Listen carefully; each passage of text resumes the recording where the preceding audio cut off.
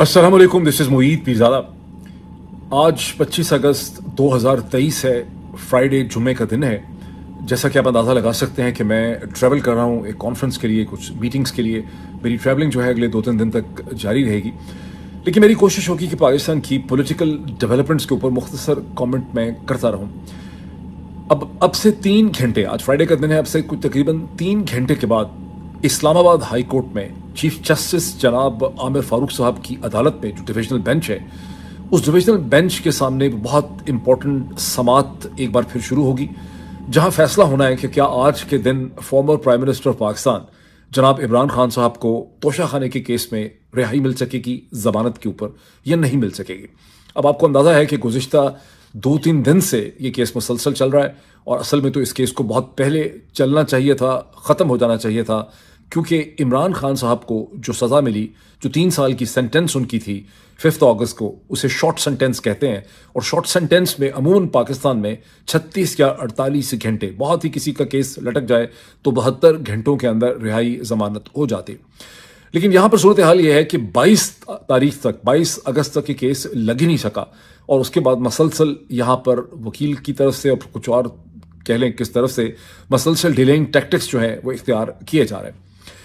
अब इससे पहले कि मैं समात की तरफ चलूं और आपको बताऊं कि इसमें क्या नुकात हैं, और फिर आपको मैं कुछ ऐसे पॉइंट्स भी देना चाहता हूं जो मैं चाहता हूं कि आप लोग खुद अपने पास उनको बहुत अच्छी तरह से डिस्कस करें, एक दूसरे से डिस्कस करें, घर में डिस्कस करें, खाने के टेबल के ऊपर डिस्कस करें, ब्रेकफास्ट पे करें, लंच पे करें, दोस्तों के साथ करें, ऑफिस में करें, और अपनी आपस की गुफ्तो शनीद से, आपस की डिस्कशन से उन पॉइंट्स को पूरे पाकिस्तान में फैला दें, अपने ट्विटर के जरिए, अपने व्हाट्सएप के जरिए, अपने सोशल मीडिया।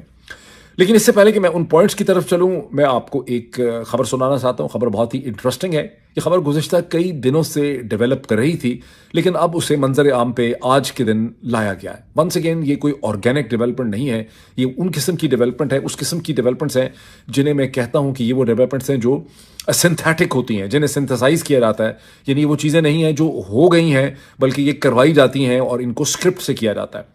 और वो ये है कि एक्सप्रेस ट्रिब्यून के अखबार, जो अंग्रेज़ी का ग़ालिबन दूसरा बड़ा पाकिस्तान का अखबार है, उसमें ये खबर लगी है कि इमरान खान के जो लीड वकील हैं, उनकी टीम को जो हेड कर रहे थे जनाब ख्वाजा हारिस साहब, उन्होंने इमरान खान की लीगल टीम से फॉर्मली तौर पे लाताल्लुकी इख्तियार कर ली है, अलहदगी कर ली है, और उनके अपने तमाम जो डॉक्यूमेंट्स और फाइल्स जो हैं वो उन्होंने बाकी टीम को हवाले कर दिया। जो ये स्टोरी लगी है, और ये डॉन में नहीं है, ये किसी और अखबार में नहीं है, ये एक्सप्रेस ट्रिब्यून की एक स्पेशल स्टोरी है। ये सोर्सेस को ये साइट करती है ये स्टोरी, और according to that story Khwaja Haris साहब को बहुत एतराज़ था कि इमरान खान और उनकी टीम जो है वो एक गैर इनडिसिप्लिन का मुजाहरा कर रहे हैं।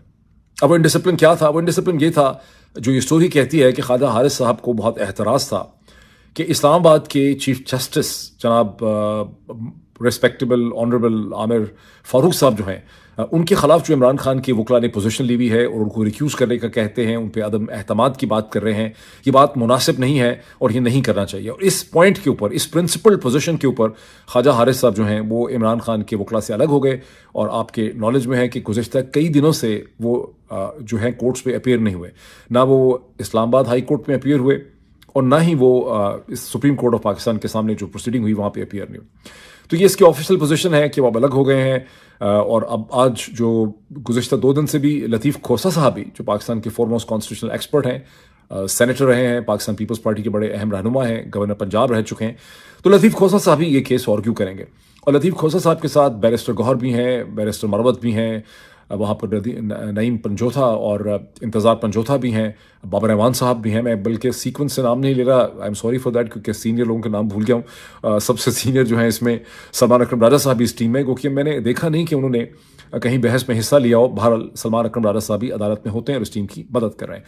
ख्वाजा हारिस साहब की जो एक्सप्लेनेशन दी गई है सोर्स में कि उन्होंने लहदगी इसलिए इख्तियार कर ली है, ये तो खबर लगवाई गई है, ज़ाहिर है ये उनकी अपनी स्टेटमेंट नहीं है, ये बयान नहीं है, और आप अच्छी तरह से समझ सकते हैं। अखबार भी कुछ अर्सा पहले बिक गया था, आपको शायद खबर हो कि एक्सप्रेस ट्रिब्यून अब पिछली मैनेजमेंट टीम के पास नहीं है, वो एक और बिजनेस ग्रुप ने खरीद लिया है। एक ऐसे बिजनेस ग्रुप ने एक्सप्रेस ट्रिब्यून को खरीद लिया है जिसका अच्छे लोगों के साथ बहुत अच्छा ताल्लुक है। अच्छे लोगों ने ही उनको कहा कि ये आप खरीद लें, बिकॉज एक्सप्रेस ट्रिब्यून के साथ न्यूयॉर्क टाइम्स भी लगा हुआ है। जब एक्सप्रेस ट्रिब्यून की फिजिकल कॉपी आपको मिलती है पाकिस्तान में, तो उसके साथ न्यूयॉर्क टाइम्स का प्रिंट एडिशन भी आपको मिलता है। और जो अच्छे लोग थे, जो अक्लमंद लोग हैं, चूँकि अक्लमंदी करते हैं, उन्होंने ये डिसाइड किया कि हमें ये अखबार चाहिए एक्सप्रेस ट्रिब्यून, क्योंकि हमारा साथ में जो है न्यूयॉर्क टाइम के साथ भी एक ताल्लुक हो जाएगा। ये और बात है कि यहाँ न्यूयॉर्क टाइम्स को खबर मिल चुकी है और न्यूयॉर्क टाइम्स से कोई खास ताल्लुक जो है उनका नहीं बन सकेगा, बिकॉज न्यूयॉर्क टाइम्स खुद बजाते खुद एक बहुत बड़ा इंस्टीट्यूशन है। तो बहरहाल जिन लोगों ने खबर लगाई है उनका कहना यह है कि एक असूली मौक़िफ़ ख्वाजा साहब का है, जिसकी वजह से ख्वाजा साहब ने इख्तलाफ कर लिया। वो आमिर फारूक साहब के बारे में बातें जो की जा रही हैं मनफी, इमरान खान साहब का जो रवैया है, जो एटीट्यूड है उनके वकला का, उससे ख्वाजा हारिस साहब इतफाक़ नहीं करते। अब हम सब वेट कर रहे थे कि ये खबर फॉर्मल हो जाए, बिकॉज गुज़िश्ता कई दिनों से ये खबर गर्दिश कर रही थी कि ख्वाजा आसिफ साहब जो हैं वो शदीद दबाव में हैं, उनके ऊपर बहुत दबाव है कि वो अपने आप को इससे इमरान खान की टीम से अलग कर लें। आपको याद होगा कि उनको FIA की एक FIR वाला भी थी, वो भी बस एक बहाना ही था। सोर्सेज कहते हैं, मुझसे जो सोर्सेज ने बात की, कि वो बहाना था। असल में 5 अगस्त 2023 से पहले, सोर्सेज ये कहते हैं कि 5 अगस्त 2023 से पहले ही ख्वाजा हारिस साहब के ऊपर बहुत ज़्यादा दबाव था। और 5 अगस्त को जब इमरान खान साहब को सज़ा मिली एडिशनल सेशन जज दिलावर हुमायूं से, तो भी आपको याद होगा कि ख्वाजा हारिस साहब अदालत में बहुत देर से पहुँचे। ख्वाजा साहब अदालत में कहीं पहुँचे ही 12 बजे के बाद, और एडिशनल सेशन जज साहब पुकारते रहे, वो शोर मचाते रहे हुमायूं दिलावर कि वकील नहीं आए हैं, वकील नहीं आए हैं। और फिर उसके बाद उनको बहाना मिला, और जब ख्वाजा साहब वहाँ पहुँचे और ख्वाजा साहब ने एक्सप्लेनेशन दी, बल्कि ख्वाजा साहब ने एक एप्लीकेशन भी दी। उन्होंने सुप्रीम कोर्ट में उन्होंने कहा कि उनके क्लर्क को, जिसके पास फाइलें थी, उनके पास रिकॉर्ड था, उसे अगवा कर लिया गया था, उसके हब्से बेजार में उसको रखा गया। मैं बड़ी मुश्किल से यहाँ पहुँचा हूँ। बहरहाल जब ख्वाजा साहब वहाँ पहुँचे तो दिलावर हुमायूं साहब ने कहा कि मैं अब कुछ नहीं कर सकता। उन्होंने अपना फैसला डिक्टेट करवाना शुरू कर दिया। उस वक्त उसकी ऑफिशियल जो रिपोर्टिंग हुई बड़ी हमदर्दाना किस्म की, वो ये थी कि ख्वाजा साहब जो हैं वो बोलते रहे, वो बोलना चाहते थे, लेकिन दिलावर हुमायूं ने उनकी तरफ आंख मिला के नहीं देखा, आई कांटेक्ट नहीं किया, और अपना फैसला जो है वो लिखवाते रहे। लेकिन उसके बाद से लोगों में बहुत ज़्यादा चहमगोइयाँ इस हवाले से होती रहीं कि ये क्लर्क की अगवा वाली कहानी जो है, इसमें कितनी सदाकत है। और ख्वाजा हारिस साहब को तो अंदाज़ा होना ही चाहिए था कि ये केस जो है 5 अगस्त को, जिसमें इमरान खान साहब को सज़ा देने के लिए जज साहब तुले हुए हैं, ये कितना इंपॉर्टेंट केस है। और इस केस में ख्वाजा हारिस साहब का लेट पहुंचना और दिलावर हुमायूं को मौका मिल जाना कि वो फ़ैसला सुना दें, उस वक़्त भी इस हवाले से बहुत से लोगों की नज़रें इस पर उठीं और उनके जहनों में ये सवाल पैदा हुए कि ये मामला क्या है। लेकिन एक आपस की जो बाहमी रिस्पेक्ट होती है, जो एक रवायत होती है, उस वजह से किसी ने इसको फॉर्मली तौर पे नहीं कहा। जो फॉर्मल एक्सप्लेनेशन दी जा रही है वो तो अभी भी यही है कि ख्वाजा साहब जो हैं उनकी तबीयत ठीक नहीं थी, उनकी सेहत ठीक नहीं है, वो कुछ और उनके मसले हैं उन पे। और एक एक्सप्लेनेशन जो है वो ये भी दी गई कि अब तो चूँकि वो एक पिटिशन दायर कर चुके हैं अपने क्लर्क के हवाले से इस्लामाबाद हाई कोर्ट के अंदर, वो बजाते खुद वहाँ एक पिटिशनर बन चुके हैं, कंप्लेनेंट बन चुके हैं, तो अंडर द सर्कमस्टांसेस उनका जो है टीम के साथ शामिल होना मुनासिब नहीं होगा। लेकिन मेरा एनालिसिस और मेरी डॉट कनेक्टिंग की कहती है कि ख्वाजा साहब को बहुत ज़्यादा दबाव में लाया गया। ये मेरा प्योर एनालिसिस है, ये मेरी ओपिनियन है कि ख्वाजा साहब पे दबाव बहुत देर से था, क्योंकि ख्वाजा हारिस जो हैं उनकी बहुत स्ट्रॉन्ग एक रेपुटेशन है, उनको बहुत मंझा हुआ माहिर वकील समझा जाता है, उनका अपना एक स्टेटस है, वो नवाज़ शरीफ साहब के भी वकील रहे हैं। और कोशिश यहाँ पर लगता है यही थी कि उनको इस तरह से अलग किया जाए और फिर उसको एक बॉम्बशेल के तौर पर नाजिल किया जाए, ताकि इमरान खान की टीम, अचानक ऐसा लगे कि इमरान खान की टीम का हैवी वेट जो है उसमें से निकल गया है और इमरान खान की टीम जो है वो बहुत ज़्यादा कमज़ोर हो चुकी है। लेकिन ऐसा होगा नहीं। ये और बात है कि अदालतों ने फैसले वही करने हैं जो कि शायद ताकतें चाहेंगी कि उनको करने चाहिए। इस चीज़ को हम बहुत दफ़ा डिस्कस कर चुके हैं। लेकिन टीम कमज़ोर बिल्कुल भी नहीं हुई। आपने देखा कि गुज़िश्ता 2-2.5 दिन से जिस तरह से, जिस महारत के साथ, जिस पैशन के साथ, जिस जज्बे के साथ, जिस सिंसेरिटी से, जिस सेंस ऑफ बिलीफ और सिंसेरिटी और पर्पस के साथ जनाब लतीफ़ खोसा साहब ने इस केस को आर्ग्यू किया, शायद ख्वाजा हारिस साहब भी उसको इस तरह से नहीं कर सकते थे। कहते हैं कि when there is a will there is a way. जज्बा होना, सिंसेरिटी होना, बिलीफ होना, किसी कॉज के अंदर जो है ना यकीन करना जो है बड़ा ज़रूरी होता है। वकील कितना ही टेक्निकल क्यों ना हो, अगर अपने मौक्कल के कॉज में ही बिलीफ ना करता हो तो भी ज़ाहिर है फिर बहुत अच्छी वकालत या बहुत अच्छा पॉइंट ऑफ व्यू एक्सप्लेन नहीं कर सकता होगा। तो ये तो एक ऐसा बैकग्राउंड है जिसमें आप कह लें कि 2.5-3 घंटे के अंदर अंदर 11 बजे के बाद इस्लामाबाद हाई कोर्ट के अंदर ये प्रोसीडिंग शुरू होगी।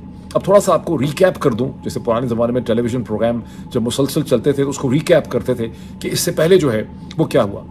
इससे पहले की सूरत हाल ये है कि कल का दिन जो गुजर गया 24 अगस्त को, वहाँ बहुत तवक्को थी कि इस्लामाबाद हाई कोर्ट से इसका हल निकल आएगा।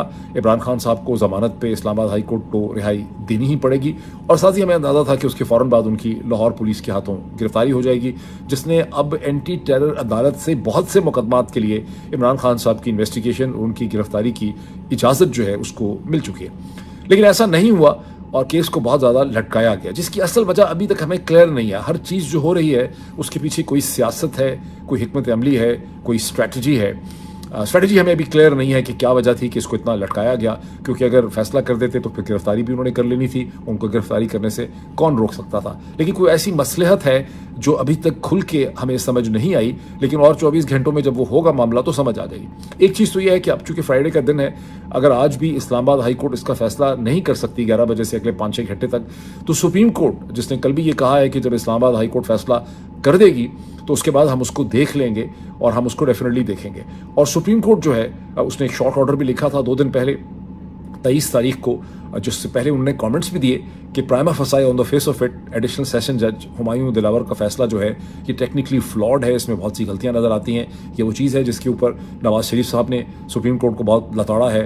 पाकिस्तान बिजनेस जो बार काउंसिल है PBC, उसने बहुत ज़्यादा सुप्रीम कोर्ट के ऊपर हमले किए हैं, और बहुत कहा गया है कि ये सुप्रीम कोर्ट जो है ये बड़ी बायस्ड है और ये इमरान खान को सपोर्ट कर रही है, जैसे कि नवाज शरीफ साहब ने कहा। लेकिन इसके बावजूद सुप्रीम कोर्ट ने एक ऑर्डर भी लिखा, और उस ऑर्डर में भी सुप्रीम कोर्ट ने बहुत ही लीगल तरीके से यही लिखा कि ये फैसला जो है ये इसमें बहुत से डिफेक्ट नज़र आते हैं, लेकिन हम अभी इंटरफेयर नहीं करना चाहते, और हम चाहेंगे कि पहले इस्लामाबाद हाई कोर्ट जो है उसका फैसला हमारे सामने आ जाए।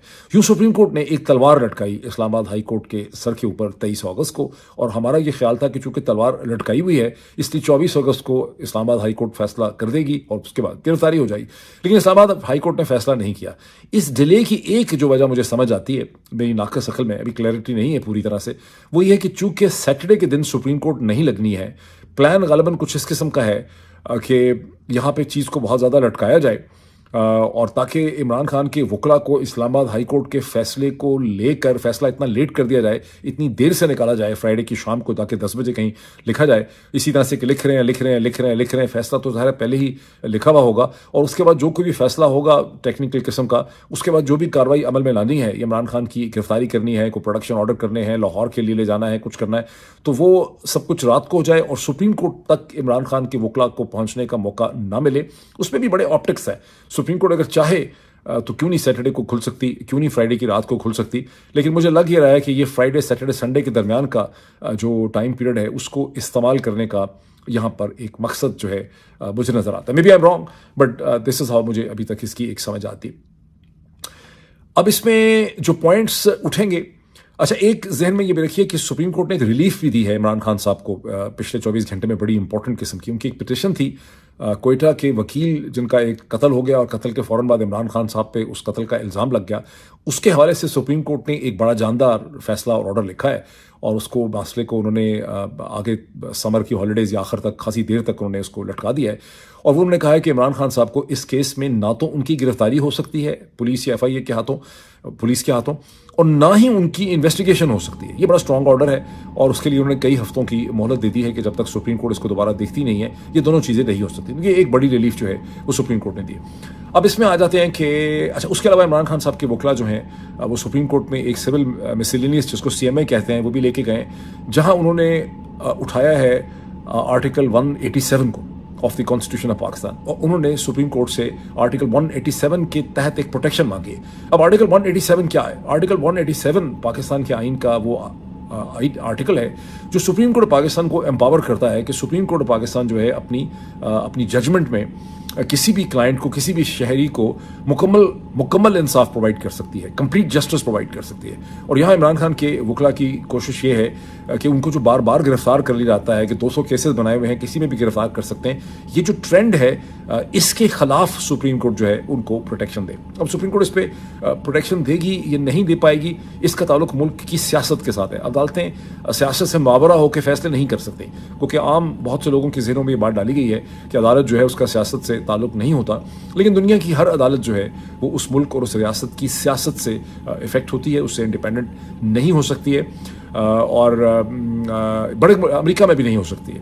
और फिर अल्टीमेटली कितना अच्छा वो जस्टिस डिलीवर करती है उसका ताल्लुक उस मुल्क की सियासत से ही होता है। अच्छा, एनीवे, अब आ जाते हैं उन पॉइंट्स की तरफ जो अब आपके सामने उठेंगे। आज फिर इस्लामाबाद हाई कोर्ट में एक दिन पहले भी उठे, और ये वो पॉइंट्स हैं जो 7 पॉइंट्स मैंने सामने लिख के रखे हैं, जिसके लिए मैंने आपको शुरू में कहा था कि इसमें आप सबका जो कोऑपरेशन है, आपकी जो अंडरस्टैंडिंग है, आप अगर इसका रट्टा लगा लें इन पॉइंट्स का और इसको अपने व्हाट्सएप पे शेयर करें। अगर आप घर में अपनी बीवी के साथ डिस्कस कर सकते हैं, बीवी से डिस्कस करें। आप बीवी हैं, हस्बैंड से डिस्कस कर सकती हैं, हस्बैंड से डिस्कस करें। बच्चों को बताएं। ये मैं आपको बड़ी इंटरेस्टिंग एक स्ट्रेटजी बता रहा हूँ। अपने स्कूल, कॉलेज में, अपनी यूनिवर्सिटी के अंदर, अपने दफ्तर के अंदर अपनी कुलीग्स को बताएं, ये तहिया करें कि आज के दिन, ये दिन जो शुरू हो रहा है, इसमें आप इन 7 पॉइंट्स को याद रखेंगे कि वो 7 पॉइंट्स हैं जो ये साबित करते हैं कि इमरान खान के खिलाफ जो फैसला हुआ ये गलत है, और इमरान खान को इसमें 48 घंटे के अंदर जमानत पे रिहाई मिल जानी चाहिए थी। ये 7 पॉइंट्स मैं आपके साथ शेयर करने वाला हूँ। अनफॉर्चुनेटली मेरे पास कोई एडिटर नहीं है कि मैं बुलेट पॉइंट्स में इनको स्क्रीन के ऊपर लिख देता। आप देखेंगे, ये पहली दफ़ा है कि मैं आईफोन के साथ इसे रिकॉर्ड कर रहा हूँ, और इतनी ग्लेयर हो रही थी कि मैंने अपनी ग्लासेस भी जो हैं वो मैंने उतार के रखी हुई हैं, बिकॉज ग्लेयर जो है वो बहुत ज़्यादा होती है जब इसको पहनते हैं आप। तो बहरहाल ये मैं आईफोन के साथ पहला रिकॉर्ड कर रहा हूँ, तो ज़ाहिर है बड़े नामुसाइद किस्म के हालात में कर रहा हूँ। इस वक्त मेरा लैपटॉप पे मैं कर नहीं सकता था। तो ये जो 7 पॉइंट्स हैं इसको आपने डिसेमिनेट करना है। अच्छा, अब ये देखिए कि याद रखें कि आपसे आज से कोई 200 साल पहले अखबार भी नहीं होते थे, छोटे छोटे टैबलॉइड हुआ करते थे। उससे और 50-100 साल पीछे चले जाएं, 17वीं 18वीं, तो लोगों के पास टैबलॉइड भी नहीं होते थे, बिलबोर्ड्स भी नहीं होते थे, अखबार भी नहीं होते थे, रेडियो भी नहीं था, टेलीविजन भी नहीं था, सोशल मीडिया तो दूर की बात है, कुछ भी नहीं था। लेकिन आपका क्या ख्याल है कि उस ज़माने में बाजार से लोगों को खबर नहीं मिलती थी? जब कहीं कोई चीज़ हो जाती थी लोगों को पता नहीं चलता था कि वो चीज़ हो रही है? पता चलता था। मज़ाहिब कैसे फैले हैं, दुनिया में तमाम खबरें फैलती थीं। जब कभी भी किसी भी चीज़ की नशर व अशात जो है वो रुकती नहीं थी, और वो चीज़ होती है वो सीना दर सीना चलती थी। लोग बाजार में, गली में एक दूसरे को मिलते थे, उससे कहते थे तुम्हें पता है कि ये चीज़ हो गई है। तो एक ह्यूमन मॉडिकम और एक मीडियम जो है वो हमेशा से एग्जिस्ट करता था। तो आप ये 7 पॉइंट जो है इनका रट्टा लगाएं, और ये 7 पॉइंट जो है आपने कम से कम दिन में, आज के दिन में 3 अपने दोस्तों को, अपने अहबाब को, अपने बच्चों को, अपनी बीवी को, अपने मुलाजिम को, अपने ड्राइवर को, अपने ये 7 पॉइंट जो हैं ये बताने। पहले बताने लगा आपको पॉइंट नंबर 1 क्या। पॉइंट नंबर 1 ये है कि पाकिस्तान की तारीख में, पूरी क्रिमिनल जस्टिस हिस्ट्री में, जब भी किसी मुलजिम को, किसी शख्स को शॉर्ट पनिशमेंट होती है, शॉर्ट ऑर्डर होता है, शॉर्ट सेंटेंस उसका होता है 3 साल या 3 साल से कम, तो उसको 48 घंटों के अंदर अंदर उसकी जमानत हो जाती है, उसको रिलीफ मिल जाती है। और यहाँ पर कोई दिलावर, हुमायूं दिलावर ने कोई मेहरबानी नहीं की इमरान खान पे। जो इल्ज़ाम उनके ऊपर लगाया गया था उसकी मैक्सिमम पनिशमेंट जो वो दे सकते थे, 5 साल की डिस्क्वालिफिकेशन, 3 साल की सज़ा, वो उन्होंने इसमें ठोक दी। लेकिन ये शॉर्ट सेंटेंस है, और पाकिस्तान की पूरी तारीख जो 75 बरस की है, इस सारी क्रिमिनल जुरिस्प्रूडेंस के अंदर शॉर्ट ऑर्डर, शॉर्ट सेंटेंस में आपको 48 घंटों के अंदर अंदर आपको जमानत के ऊपर रिहाई मिल जाती है। पॉइंट 1। पॉइंट 2 ये है कि 14 अगस्त 2023 को, इस बरस सबसे चंद दिन पहले, president of Pakistan doctor Arif Alvi ने तमाम कैदियों को, सिर्फ इमरान खान को नहीं, तमाम कैदियों को 6 महीने की उनकी सज़ा में रिमिशन दी। जब 6 महीने की रिमिशन दी तो इमरान खान की जो ये सज़ा है वो भी 3 साल से कम होकर 2.5 साल की रह गई, तो ज़्यादा फिट केस हो गया बेल के लिए। अब इमरान खान तकरीबन 20 दिन से जेल के अंदर हैं, और आपको पता है कि जेल के 20 दिन 20 नहीं होते, वो गालिबन 40 बन जाते हैं, 30 बन जाते हैं, तो ये भी रिमिशन के अंदर ऐड हो गया। तो अब ये सज़ा जो इस वक्त इमरान खान की पेपर के ऊपर एग्जिस्ट करती है, देखिए कितने इंटरेस्टिंग पॉइंट्स आपको बता रहा हूँ, ये 2.5 साल से भी कम है। अब ये दूसरा पॉइंट हो गया कि सज़ा 3 साल की थी, 2.5 साल से कम रह गई है। और आगे आ जाएं, प्रेसिडेंट की रिमिशन का मैंने आपको बता दी। तीसरा पॉइंट ये है, ये बड़ा इंटरेस्टिंग पॉइंट है कि इलेक्शन कमीशन ने जो रेफरेंस बनाया है इमरान खान के खिलाफ 2022 के अंदर, जो 22 अक्टूबर 2022 को इमरान खान के खिलाफ इलेक्शन कमीशन ऑफ पाकिस्तान ने अपनी सुपीरियर जजमेंट में जो फैसला किया, ये 900 दिन के बाद उनको ख्याल आया कि इमरान खान के गोशवारे ठीक नहीं। ये इमरान खान के 2018-19 के इलेक्शन के गोशवारे हैं, और जहन में ये भी रखिए कि ये वो गोशवारे नहीं है जो इलेक्शन से पहले फाइल किए जाते हैं। ये एनुअल रिटर्न्स हैं जिनको देखता कोई नहीं, और इनके ऊपर अगर आपको कोई ऑब्जेक्शन करनी थी इलेक्शन कमीशन को, तो पहले 120 दिन के अंदर करनी थी। लेकिन इलेक्शन कमीशन ने 900 दिन के बाद जाके ये ऑब्जेक्शन रेज की है 2022 के अंदर। तो ये बिल्कुल बनता नहीं है केस, ये रेफरेंस जो है ये फ्लॉड है। ये हो गया आपका तीसरा पॉइंट। चौथा पॉइंट यह है कि एडिशनल सेशन जज हुमायूं दिलावर ने इमरान खान की विटनेसेस जो चार्टर्ड अकाउंटेंट थे, ये कभी होता नहीं है कि एक मुलजम उसके वकील ये कहें कि हमारे ये विटनेसेस हैं, इनको देख लें, और जज ये फैसला कर दे कि मुझे ये विटनेसेस की शक्ल पसंद नहीं आ रही, मुझे लगता है ये रेलेवेंट नहीं है, ये इंपॉर्टेंट नहीं है, मैं इनकी बात नहीं सुनूंगा। ज़रा जज साहब इतने कहीं से उनके ऊपर इतना दबाव था, इतना प्रेशर था कि वो जल्दी जल्दी करना चाह रहे थे, उनको फैसला करना था। अच्छा, ये 4 पॉइंट हो गए। पांचवा पॉइंट ये है कि इमरान खान को राइट ऑफ डिफेंस ही नहीं मिला, उनको और उनके वकील को सुना ही नहीं गया, और उनको इनकी एब्सेंशिया में ये सजा सुना दी गई इतनी जल्दी, इतनी भागम दौड़ में। ये पांचवा पॉइंट है, ये बड़ा इंपॉर्टेंट पॉइंट है। छठा ये है कि उससे पहले 3 अगस्त को इस्लामाबाद हाईकोर्ट ने जो फैसला किया, उसमें सेशन जज को ये कहा कि आप इन पॉइंट्स के ऊपर दोबारा से इसको एग्जामिन करें, रिव्यू करें। लेकिन चूंकि सेशन जज का तो फैसला पहले से वो लिखा हुआ था, खुद लिखा हुआ था, ये कहीं से लिखा हुआ आया था, तो उन्होंने इस फैसले के अंदर ये रेफरेंस दिया ही नहीं हुआ कि इस्लामाबाद हाईकोर्ट ने ये डिसीजन दिया था 3 अगस्त को, and in view of that, ये तो लिखना ही था ना उनको। एक असिस्टेंट कलेक्टर या पटवारी भी डिसीजन लिखता तो उसने ये तो लिखना ही था कि जब कमिश्नर साहब ने मुझे ये भेजा तो मैंने कमिश्नर साहब के फैसले के बाद फिर मैंने अपना माइंड दोबारा अप्लाई किया। ये सिर्फ एक रस्मन भी जुमला लिखा जाता है, वो रस्मन भी उन्होंने उसमें से नहीं लिखा, इसलिए कि फैसला ही पहले लिख चुके थे। यही वो चीज़ है जिसको एक दिन पहले अदालत के, मैं खुद नहीं कह रहा, ये अदालत के अंदर लतीफ़ खोसा साहब ने ये चीज़ इस्लामाबाद हाईकोर्ट के चीफ जस्टिस को कही है कि इन्होंने 30 मिनट के अंदर, ये आखिरी पॉइंट है कि 30 मिनट में 12 बजे इन्होंने कहा कि मैं फैसला डिक्टेट करवाने लगाऊं, और 35 पेज का फैसला इन्होंने 30 मिनट के अंदर लिख लिया। 30 मिनट के अंदर तो 1 पेज या 1.5 पेज बमुश्किल जो है लिखा जा सकता है। तो ये सारे के सारे पॉइंट्स हैं, इनको आप लिख के रखें, और आपने कम से कम 3 लोगों को ये पॉइंट जो है आपने बताने हैं। तो लें, देखें क्या होता है। उसके बाद यूएस एम्बेसडर का टाइम अभी रहा नहीं, उसका भी मैंने करना था कि उसकी सिग्निफिकेंस क्या बनती है, ऑप्टिक्स क्या है उसके, लेकिन अभी इतना ही बड़ा है। फिर इससे आपसे मुलाकात होती है बहुत जल्दी। Thank you.